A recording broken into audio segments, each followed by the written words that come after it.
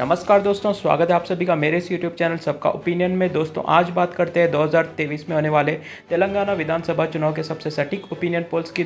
दोस्तों हम आपको बताने वाले हैं कि इस बार तेलंगाना में किसकी सरकार बनने वाली है।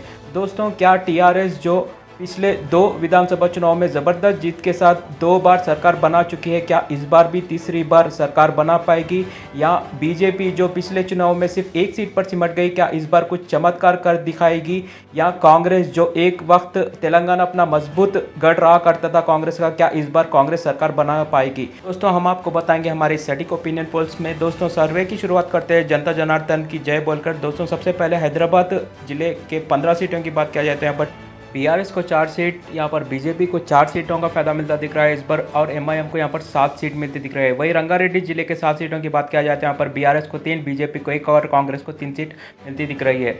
दोस्तों आप बात करते हैं नलगोंडा जिले के 6 सीटों की, जहां बीआरएस को यहाँ पर 1 सीट सिमटती दिख रही है यहाँ पर। वही कांग्रेस को यहाँ पर ज़बरदस्त फायदा मिलता दिख रहा है, यहाँ पर कांग्रेस 5 सीट जीतती दिख रही है। वही मेडचल जिले की 5 सीटों की बात किया जाए तो यहाँ पर बीआरएस 2 सीट, बीजेपी 1 सीट और कांग्रेस को यहाँ पर 2 सीट मिलती दिख रही है। दोस्तों इसी के साथ 33 सीटों का नतीजा आ चुका है, जिसमें बीआरएस और कांग्रेस के बीच में कड़ा मुकाबला चल रहा है। वही बीजेपी भी अच्छी खासी सीट जीतती दिख रही है। दोस्तों आप बात करते हैं करीमनगर जिले के 4 सीटों की, जहाँ बीआरएस को 2 सीट और बीजेपी को 2 सीट मिलती दिख रही है। वही सिरसिला जिले के 2 सीटों की बात किया तो यहाँ पर बीआरएस को 1 और बीजेपी को 1 सीट मिलती दिख रही है। दोस्तों अब बात करते हैं निजामाबाद जिले के 5 सीटों की, जहां बीआरएस को 2 सीट, बीजेपी को 2 सीट और कांग्रेस को 1 सीट मिलती दिख रही है। वही आदिलाबाद जिले के 2 सीटों में बीआरएस को 1 और बीजेपी को यहाँ पर 1 सीट मिलती दिख रही है। दोस्तों इसी के साथ 46 सीटों का नतीजा आ चुका है, जिसमें बीआरएस 16 सीटों के साथ नंबर 1 पोजीशन पर बनती दिख रही है। दोस्तों अब बात करते हैं कोमरम भीम जिले के 2 सीटों की, जहां बीआरएस को 1 और कांग्रेस को 1 सीट मिलती दिख रही है। वही जोगलांबा गढ़वाल जिले के 2 सीटों की बात किया जाए तो यहाँ पर बीजेपी को 1 और कांग्रेस को 1 सीट मिलती दिख रही है।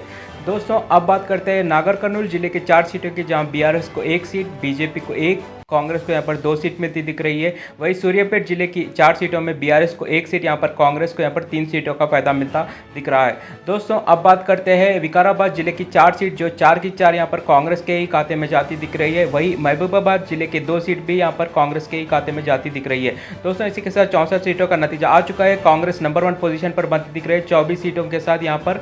दोस्तों अब बात करते हैं निर्मल जिले के 3 सीटों की, जहां बीआरएस को 1 सीट, बीजेपी को 1 सीट और कांग्रेस को 1 सीट मिलती दिख रही है। वही भोपालपल्ली जिले के 2 सीटों की बात किया जाए तो यहाँ पर कांग्रेस को 2 सीट मिलती दिख रही है।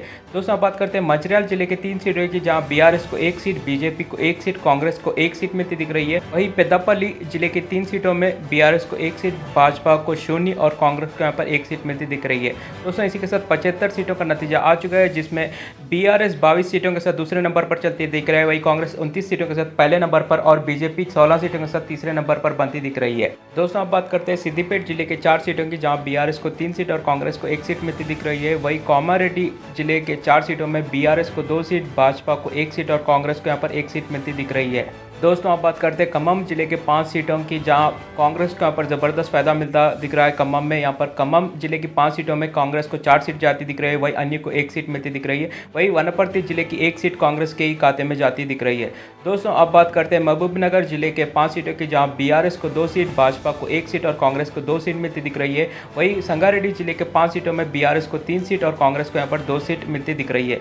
दोस्तों इसी के साथ 99 सीटों का नतीजा आ चुका है, जिसमें कांग्रेस 40 सीटों के साथ नंबर 1 पोजीशन पर बनती दिख रही है। वही बीआरएस 32 सीटों के साथ दूसरे नंबर पर और बीजेपी 18 सीटों के साथ तीसरे नंबर पर बनती दिख रही है। दोस्तों आप बात करते हैं जगित्याल जिले के 3 सीटों की, जहां बीआरएस को 1 सीट और कांग्रेस को 2 सीट मिलती दिख रही है। वही मेदक जिले की 2 सीट बीआरएस के खाते में जाती दिख रही है। दोस्तों आप बात करते हैं यादाद्री भुवनगिरी जिले के 2 सीटों की, जहां बीआरएस को 1 सीट और कांग्रेस को 1 सीट मिलती दिख रही है। वही जनगांव जिले की 3 सीटों में बीआरएस को 1 और कांग्रेस को 2 सीट मिलती दिख रही है। दोस्तों अब बात करते हैं वरंगल अर्बन जिले की 3 सीटों की, जहां बीआरएस को 2 सीट और कांग्रेस को 1 सीट मिलती दिख रही है।